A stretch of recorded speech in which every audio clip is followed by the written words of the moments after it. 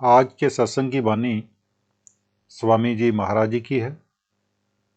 सत्संग के वचन, चार दल का कमल जहां से धुन उठ रही।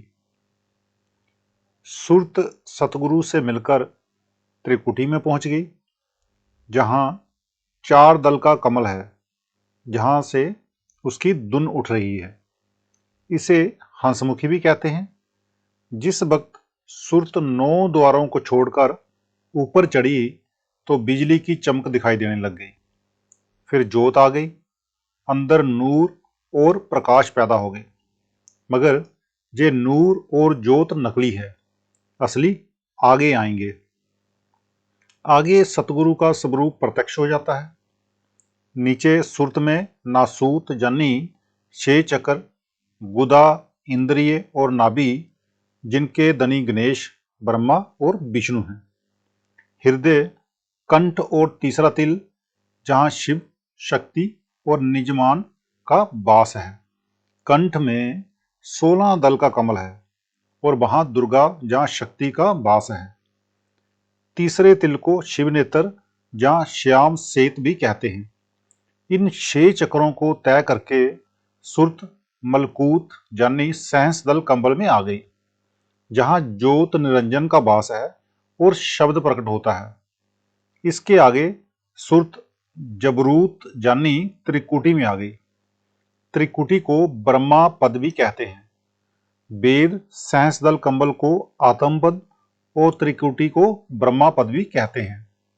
फिर सुरत लाहूत यानी पार ब्रह्मा में आती है, जिसको 10वां द्वार भी कहते हैं, और जहां 6 दल का कमल है। ये 7 रूहानी मंजिलें अंदर ही हैं, यानी नासूत, मलकूत, जबरूत, लाहूत, हाहूत, हूत और हूत अंदर ही है। नासूत का मतलब है बेसुध हो जाना या अपने आप को भूल जाना। मलकूत का नाम है उस स्थान का जहां पहुंचकर फरिश्तों यानी देवताओं जैसे गुण पैदा हो जाते हैं, जहां पहुंचकर मन की मैल उतर जाती है।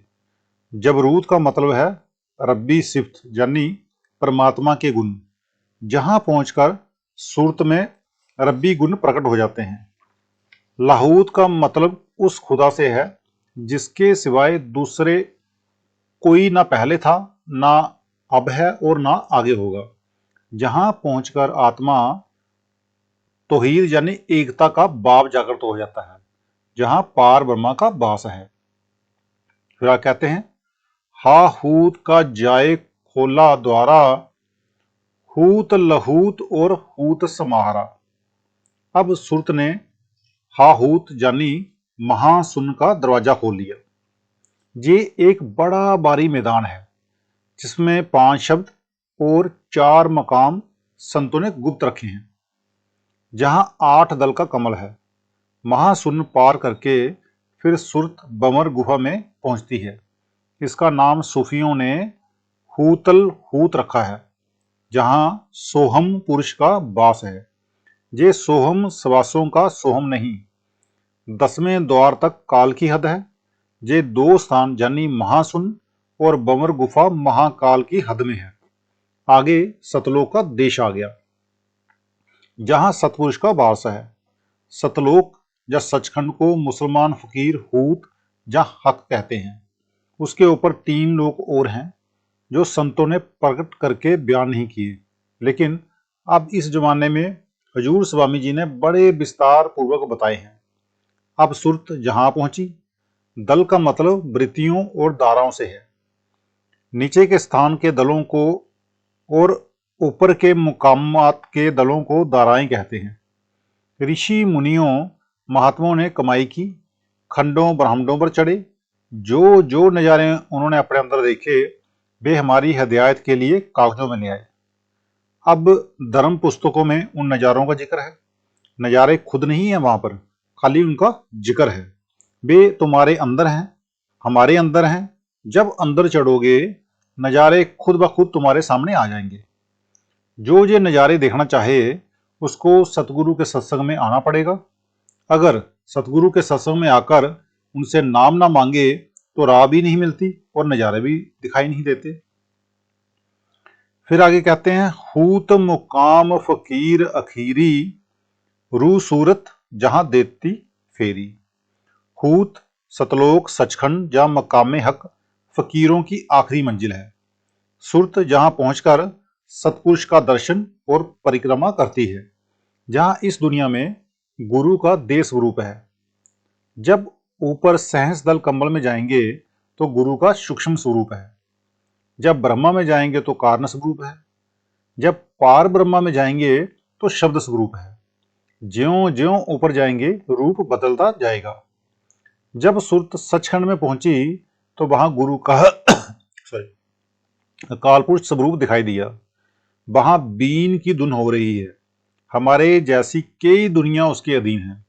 वह सतपुरुष है, सतनाम है, करोड़ों खंडों ब्रह्मांडों को बनाने वाला है। जब तक वहां न पहुंचो मुक्ति उक्ति कोई नहीं। जितने संत फकीर सचखंड पहुंचे हैं सभी होका देते गए हैं कि चलो अंदर।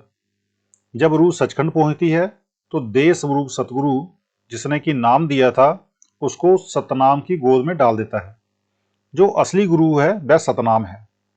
आगे वह अपनी ताकत देकर इसको अलख अगम और राधा स्वामी देशों में पहुंचा देता है। वह सतनाम असली समुद्र है।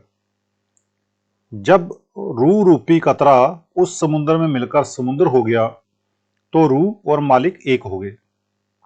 वहां ना आदि है ना अंत है, ना एक है ना दो। वहां जो है सो है।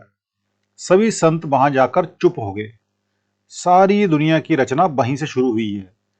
ये जितना रूहों का भंडार जहां कर लाकर रखा हुआ है सारा उसमें जाकर समाता है। यानी रूह रूपी कतरा जिस समुद्र से आया था वापस उसी समुद्र में जाकर समुद्र बन गया। अब कुछ भी कहने की गुंजाइश नहीं बची। जो शब्द की कमाई करके उस देश में पहुंच जाए हैं उसके बड़े ऊंचे भाग्य हैं। उनको बहुत बहुत मुबारक है।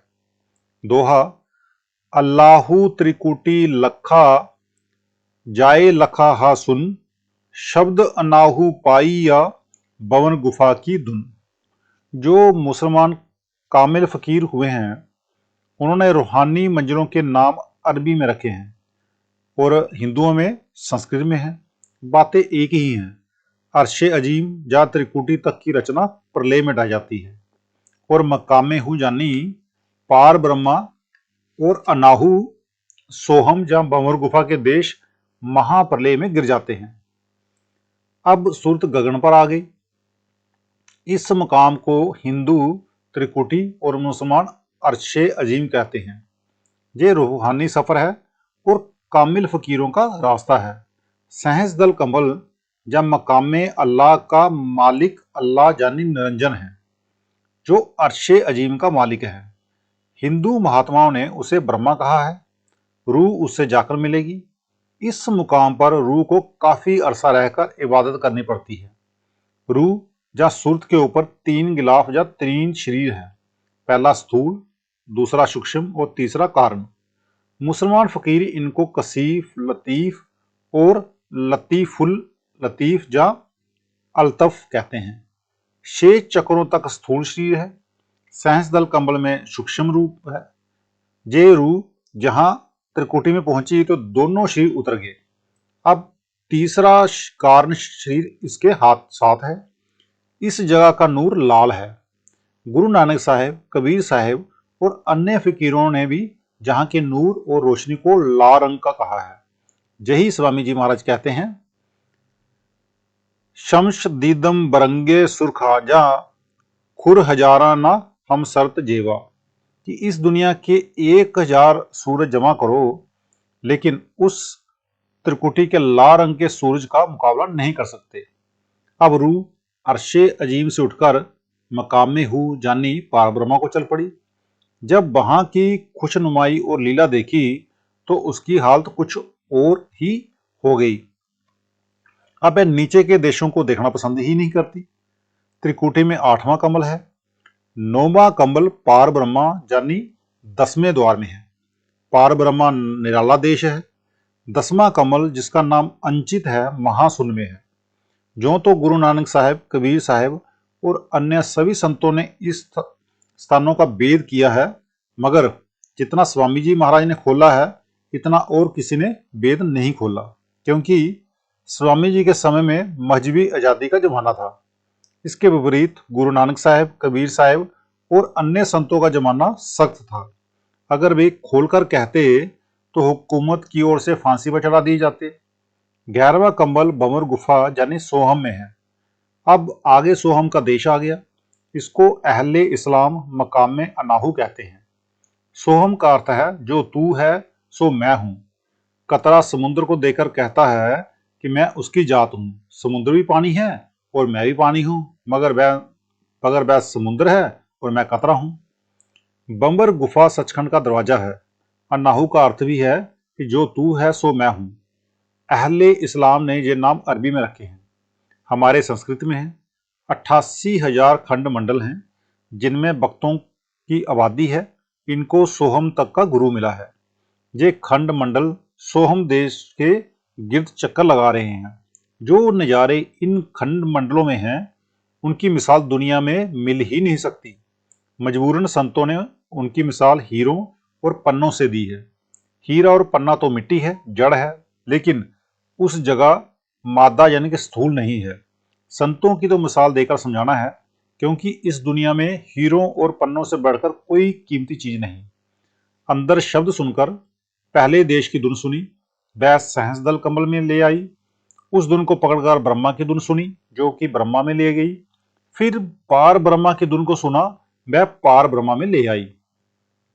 पार ब्रह्मा में पहुंचकर बंबर गुफा की धुन को सुना, वह बंबर गुफा में ले गई। और बंबर गुफा में पहुंचकर सचखंड की धुन को सुना, जिसने कि सचखंड में पहुंचा दिया। तो आज का सत्संग इतना ही। मिलते हैं कल के सत्संग में। राधा स्वामी।